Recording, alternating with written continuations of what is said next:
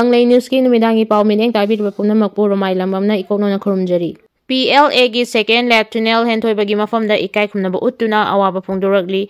Kumda 2025 January 13 ningthokaba numida India Army gi Special Force singna chillaga landarakpa lanfam amada miyam gi ningtam lanmi PLA gi marup HENTHOIBA imaleba ki damak thawaina pontha pikre athoba asina ninghanaba leitana Manipur gi ningtam lanthengda thawai katkiba asibu hiawol gi EKAI khumnaba uttuna RPF na awaba phongdorchari.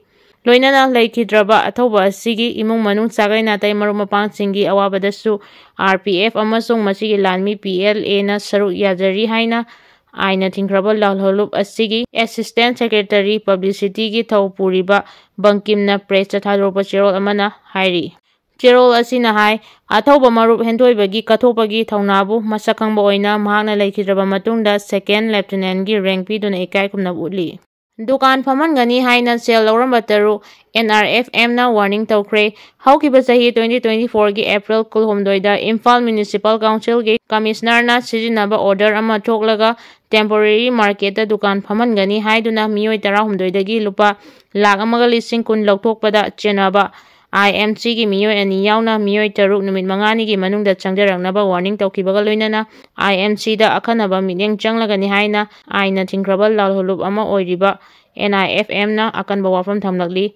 Miyoi 6 asina sel lobikhraba victim ama masagi paudam pihalladuna Imphal East ki mafam amada pangthokpa paugi mifam amada lup asigi machin chatpa miyoi amana hai haukiba sahi 2024 gi April 12 khongjom de numida IMC ki Commissioner na Asaba order ama thoklaga dukan chama kunithoi gi safamsu leitaba mafam amada allotment piduna miyoi kayadagi dukan famangani haina sel khaibagi thabak chathari haibagi pau phangbadagi lup asina thigatpa horakibani.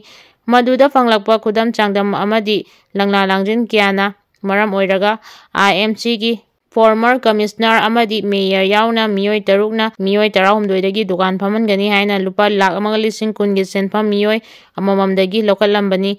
Pumnamak asi makoina sel lokhakraba victim oiriba adhikari mayum Devakesorna lup asida aroiba wahang pahong chathabada khangba ngamkibani hairi.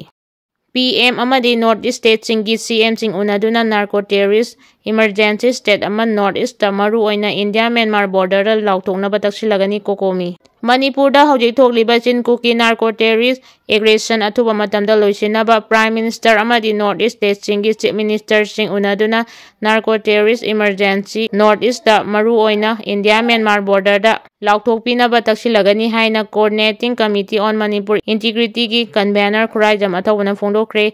Wafam asing asi lampel da leiba COCOMI gi mayai loisangda anauba mute singi special general body meeting famduna COCOMI na pangthokadaba mapung oiba thabak thauramsing paumi singa unaduna lauthokpagi thauramda mari leinana phongdokibani.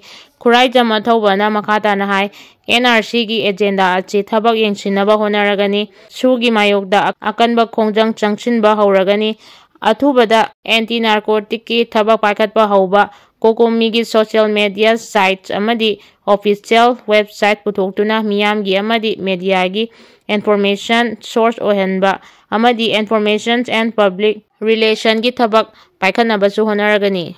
Manipur social media news tagi update khara lokhachage. Kuki matam loire athobasing na maram chana pithakre. Kwakeithel 360 dagi update khara lokhachage. Athoba lanmi sirom sang ngasi border da kutongna bada laikidre. Rest in peace athoba mayam isor thongnibiu hojisu leptri. Kangleipak apunba khollao dagi update khara lokhachage. Myanmar da Junta na bom thadarakpada Kuki Koichen Chenare asokpa Asiba su yam yaure. Myanmar gi Taizang Minthar area da military Junta na pound 500 lumba bom Thadakhre long live Junta. Kamjong lomdagi army kausinba hokre Kuki singna aduna Kamjong district taba lamida army gari lakpa khudingmak thinghauradi fagani mabai kausinba hokre.